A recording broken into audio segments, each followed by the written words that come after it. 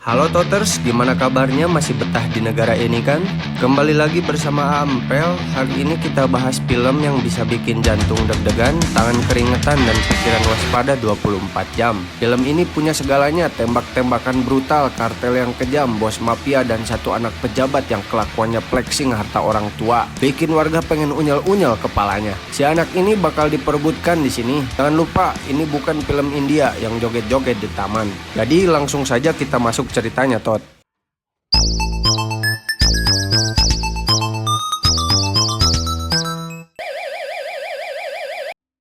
Melihat dari langit di negara Sahrukan, cerita diawali dengan memperkenalkan seorang anak SMA 2 Sumedang bernama Opi Mahajan, putra dari seorang gembong narkoba yang baru saja pulang sekolah dengan dua temannya yang ikut numpang pulang. Mereka gak langsung pulang tapi geser buat nongkrong bentar di warkop Bioom. Karena bukan dari keluarga ecek-ecek, tentu saja Opi selalu dikawal oleh pengawal pribadinya. Pas pulang ke rumah pun si Opi dikasih tahu sama ajudan sang ayah yang bernama Saju buat jangan keluyuran sembarangan karena banyak pihak yang mengincar Opi karena sosok ayahnya yang seorang bos mafia narkoba.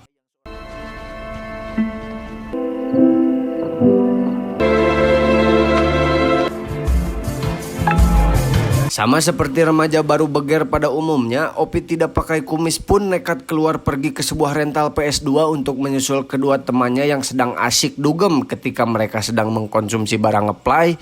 Muncullah beberapa ladusing yang mergokin Opi, bukannya dinasehatin tapi malah dikasih paham. Dia pun diculik dan menembak mati satu temannya.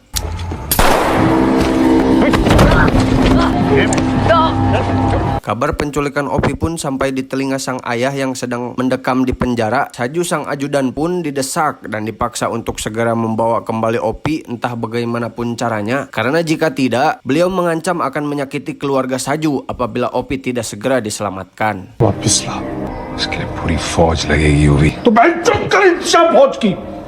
Disitulah Saju yang seorang mantan anggota pasukan khusus pun benar-benar bingung karena seluruh aset milik bosnya telah dibekukan. Yang berarti uang tebusan yang diminta oleh si penculik tidak bisa diadakan dan tidak mungkin patungan. Tak ingin anak dan sang istri kena imbasnya, Saju pun berpikir sebuah ide brilian dengan akan menyewa tentara bayaran semacam pasukan tim penyelamat untuk menyelamatkan si Opi. Karena tarifnya besar dan uang milik bosnya limit, maka Saju akan menggunakan sedikit strategi dan permainan licik untuk mengakali hal tersebut. Beralih ke Australia, di mana kita akan diperkenalkan pada sang tokoh utama kita semua yang ternyata adalah Son of Odin from Asgard, yaitu Mamang Thor. Dia bernama Tyler Rake, seorang tentara bayaran black market yang saat ini sedang bersantai di lokasi air terjun, di mana saat itu warga lokal mengejeknya dengan mengatakan bahwa Tyler Rake hanya seorang mas-mas biasa yang dipecat dari Avenger. Tyler pun tidak mau ambil pusing lalu loncat ke bawah dan betapa di dasar sungai sambil merenungi penyesalan lamanya yang tidak bisa menemani putri kecil tercintanya di saat-saat terakhirnya.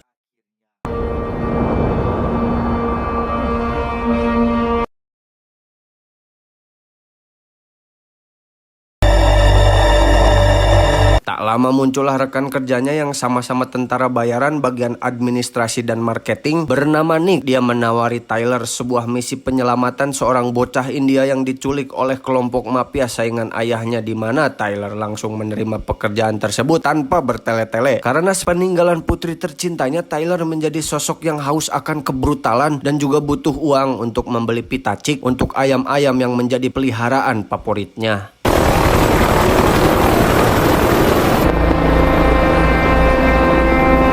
Setibanya di India, Tyler langsung bertemu dengan timnya yang salah satunya bernama Yas yang menjelaskan tentang misi ini bahwa Opi adalah putra dari seorang mafia Mumbai yang diculik oleh mafia asal Bangladesh alias mafia saingan ayahnya yang bernama Amir Asif yang dijuluki sebagai Pablo Escobarnya India. Tyler hanya perlu menyelamatkan Opi dan membawanya ke titik penjemputan berupa kapal yang akan membawa mereka berdua menuju helikopter penyelamat.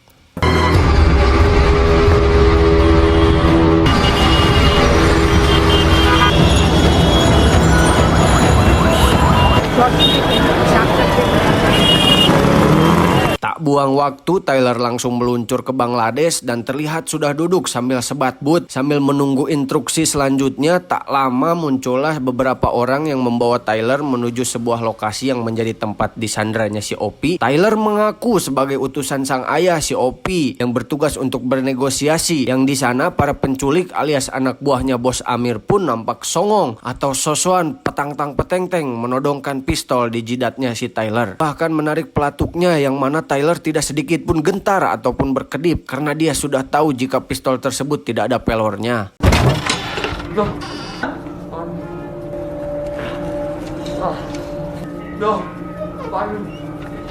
Saat Tyler dan Opi dibawa keluar, itulah rekan tim yang seorang sniper pun langsung menembak penculik yang membawa mereka hingga tewas. Yang dari situ dimanfaatkan Tyler untuk segera membrutal dan terjadilah momen yang kita tunggu-tunggu.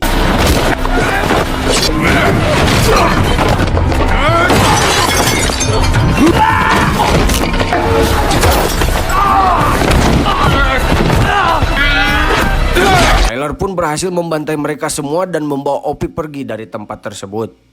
Sementara itu, mari saya bawa Anda ke tempatnya Amir Asip untuk melihat seberapa kejam dan tak bermoralnya si Bos Amir saat melemparkan seorang bocah kecil hanya gara-gara mencuri sedikit dari uang penjualan narkobanya, di mana seorang pemuda bernama Farhad pun maju untuk membela adik-adik kecilnya yang ketika Farhad disuruh untuk memotong dua jarinya, muncullah seorang oknum kolonel yang bekerja untuk Bos Amir melaporkan bahwa Opi telah hilang sehingga Bos Amir menyuruh si kolonel untuk menutup semua akses agar Opi tidak bisa keluar dari kota ini.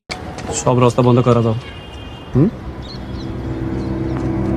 Kembali ke Tyler yang sedang menyuruh Opi untuk mengenakan rompi anti peluru dan memperkenalkan dirinya yang akan dijadikan bukti kepada Nick untuk dikirim kepada Saju agar segera melunasi sisa pembayaran jasa penyelamatan ini, di mana mereka berdua segera berlari menyusuri hutan untuk pergi ke titik penjemputan, yaitu kapal yang sudah menunggu mereka berdua. Bake's about 5 minutes from the boat. Where are we at with the transfer? Where is it? I don't know. I'll try it again. Call them back. Tell them to have 60 seconds to make the transfer. Di kapal sendiri sudah ada dua anggota tim yang menunggu di mana terjadi sesuatu yang tak terduga ketika Saju tak kunjung mentransfer sisa pembayarannya. Tepat saat muncul seorang misterius yang membantai kedua anggota tim di kapal pun sama dengan si sniper yang harus tewas juga sehingga rencana penjemputan ini gagal dilakukan.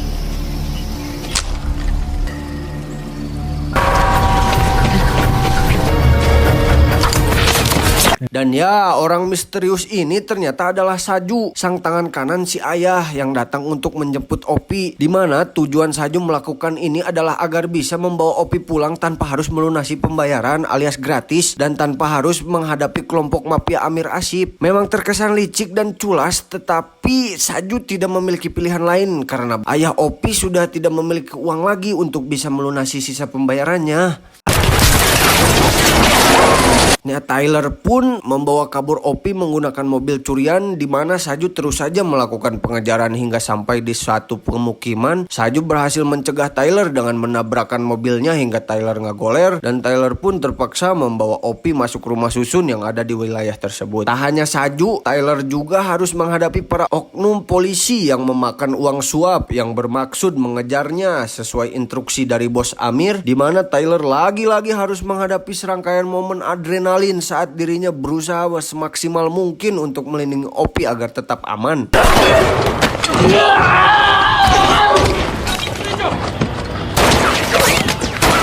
Kelak. Tibalah mereka di atap gedung, Tyler pun sekonyong-konyong melemparkan Opi ke gedung seberang agar bisa pindah tempat. Yang ketika akan turun ke bawah muncullah Saju yang sudah menyambutnya dan terjadi sedikit pertarungan by one day ketika Tyler menggunakan pisau kerambit sebagai senjata andalannya.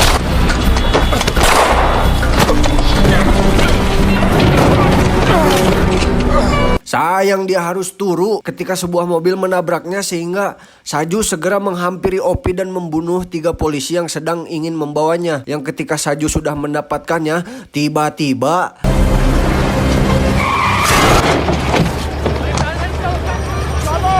Ya, Tyler berhasil mendapatkan kembali si Opi dan membawa bocah ini kabur menggunakan kol diesel yang dipakai untuk menabrak si Saju. Tapi Saju masih bisa bangkit dan segera kabur dari lokasi tersebut. Sementara Tyler dan Opi harus loncat dari truk untuk mengecoh komplotan bos Amir dan si kolonel dan mengira mereka berdua sudah tewas di kecelakaan tersebut.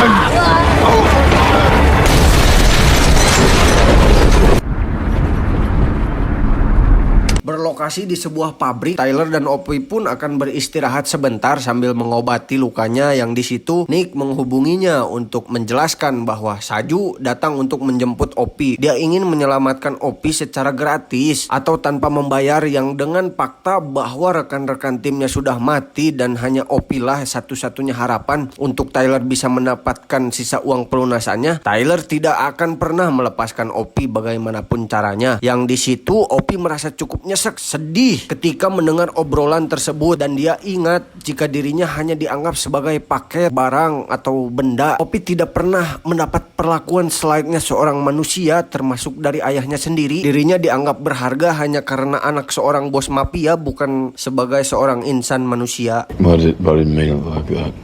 It's okay.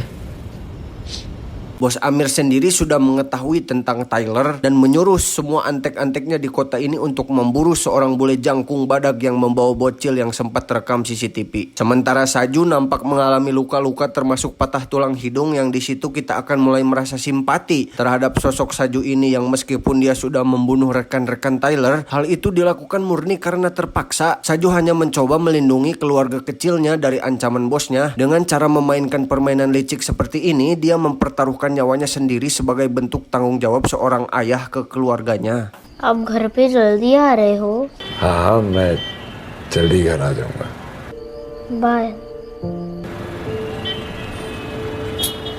Kembali ke Tyler yang dihubungi oleh Nick bahwa mereka akan menjemputnya di jembatan sebelah timur ba'da subuh menggunakan helikopter, sehingga Tyler dan Opi segera OTW menggunakan mobil van curian yang ditemuinya. Tapi tiba-tiba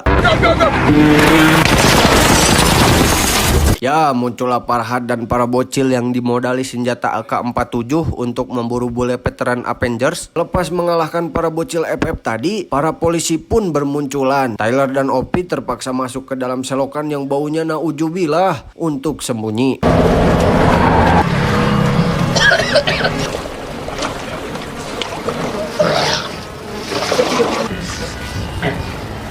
Lalu Tyler meminta Nick untuk menghubungi rekannya yang ada di Bangladesh bernama Gaspar. Yang tak berselang lama muncullah orang yang dimaksud, yakni si Gaspar yang sama-sama tentara bayaran yang kini sudah menjadi warga Bangladesh setelah menikahi wanita pribumi.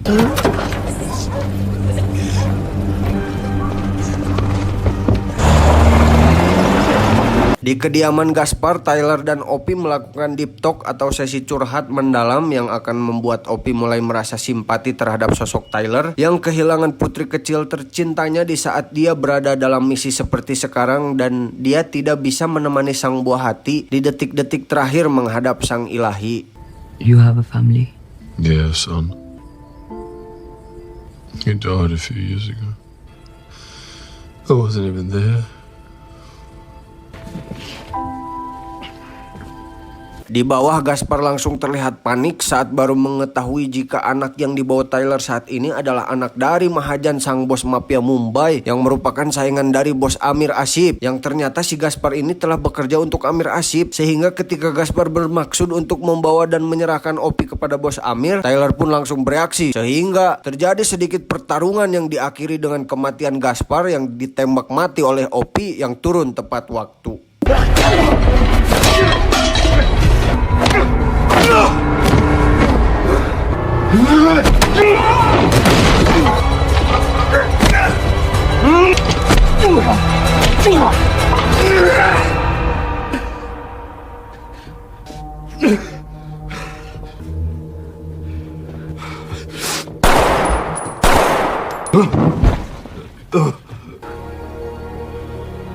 Dengan fakta bahwa tak ada lagi orang yang bisa membantu mereka pergi ke jembatan timur ba'da subuh nanti, Tyler pun menghubungi Saju untuk mengajaknya bekerja sama. Tyler sudah tidak tertarik lagi dengan uang dan satu-satunya prioritas dia sekarang adalah keselamatan si Opi agar bisa pulang ke rumahnya dengan selamat.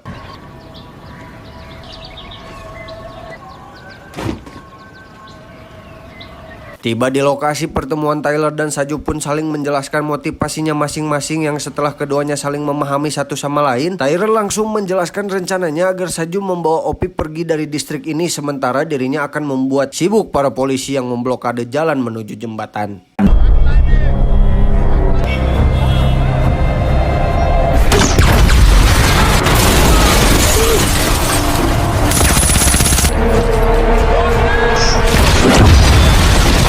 Kekacauan yang dibuat oleh Tyler berhasil memancing amarah bos Amir yang langsung menyuruh si kolonel untuk kerahkan semua pasukan ke lokasi tersebut. Sementara Saju masih harus berusaha untuk bisa lolos dari para polisi yang memblokade jembatan dengan cara membawa Opi secara diam-diam. Saju dan Opi akhirnya ketahuan sehingga mereka berdua harus terjebak di tengah jembatan.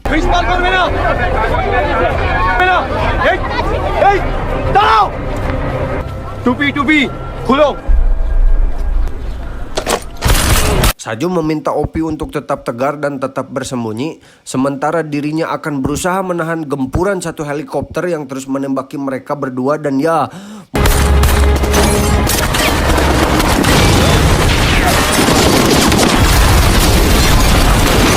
Muncullah Nick yang berhasil menjatuhkan helikopter tersebut menggunakan roket launcher, sementara helikopter jemputan yang dikendari oleh Yas pun masih dalam perjalanan. Di sela aksi kebrutalannya, Saju pun mulai terlihat kewalahan dan sudah tidak berdaya. Ketika para ladusing terus bermunculan hingga akhirnya dia terheadshot oleh si kolonel yang menjadi sniper dadakan yang bersembunyi di salah satu gedung.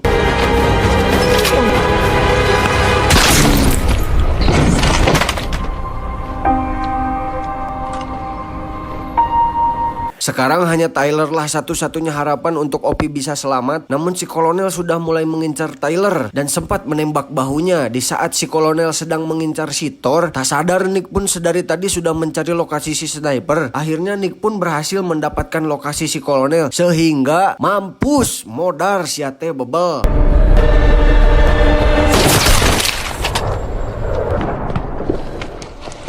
Tepat saat Yas dan helikopternya muncul, Tyler menyuruh Opi untuk lari secepat mungkin. Jangan pedulikan dirinya karena akan sangat sia-sia pengorbanan Saju dan dirinya apabila Opi tidak selamat. Sehingga lagi pengorbanan dilakukan oleh sang tokoh utama demi menyelamatkan orang lain yang notabene bukan kerabat, teman, keluarga, dulur, baraya atau punya ikatan darah. Yang ketika Opi sudah lari dan Tyler perlahan bangkit, dia pun terkena tembakan dari arah yang tidak disangka. Dia pun tersungkur dan bakal menjatuhkan diri dari jembatan. Ya, dia ditembak oleh seorang yang tidak diprediksi kemunculannya, yaitu si Farhad, si pemuda perindapan yang terobsesi untuk membunuh pemilik palu petir yang sekarang sudah bukan anaknya Odin lagi.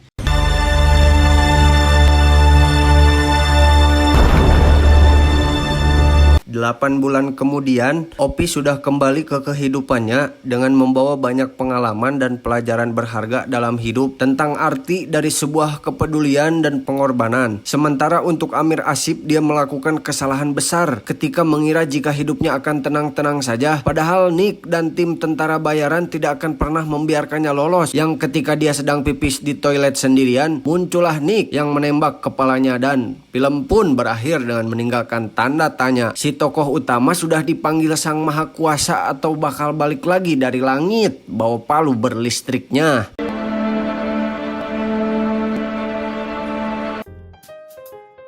Kayaknya nanti bakal ada season 2-nya di The Extraction 2. Nah, Toters, jing.